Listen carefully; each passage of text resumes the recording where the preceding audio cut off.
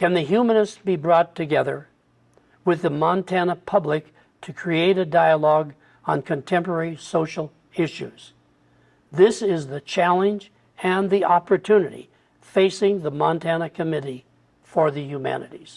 It was a good mix. We had 18 members, and then the director. The people who were asked to be on the committee, they all had a kind of, from my point of view, most of them in any case, had a kind of legendary aura around them. To have geographic distribution, to have people from rural and urban communities, large and small, institutions of higher ed. I also was not a PhD with a humanities degree at the university like many of the people were. See? And I was also representing the city of Great Falls, so I was the only person from Great Falls on it at the time. It was just a wonderful coincidence that it was a time of dialogue and ferment and an exciting time in the state when people wanted to get together and wanted to talk about ideas, and that had been very widely stimulated by the debates of the Constitutional Convention. The discussions about women's issues that Humanities funded were definitely on the forefront of the issues of the 70s and the 80s. Some of them quite contentious topics such as pornography, but other ones like the Conference on Incest resulted in legislative changes around those. One of the ideas was to bridge that divide and bring Eastern and Western Montana, Mountain Montana, and Plains Montana together. And so not only did we have representation from all parts of Montana, but guess what? We held conferences all over the state. Community organizers should request speakers who will challenge, share, and turn on the light bulb around the room. We did a series on Montana Public Radio.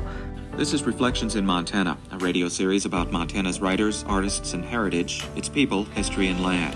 Working with media programs right from the first year of grant making was something the Humanities Committee had done. And at first I was a little skeptical of what can you do with 2 minutes, but it was amazing.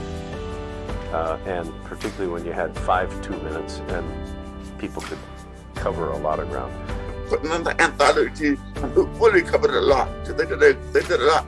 And it's the first thing to be just open up anywhere and just read that particular thing that falls on your lap. It's not meant to be read chapter by chapter or front to back.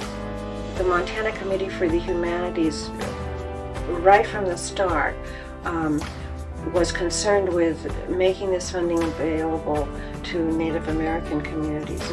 Humanities has really contributed to what we think of as the culture and the values of Montana, and the importance in our Constitution and other places to open government and open dialogue around major public policy issues and cultural issues. You know, the idea was that humanists were going to contribute something to the discussion, provide a different kind of perspective on public policy issues, but the influence on the humanists was just as great. I mean, it opened us up.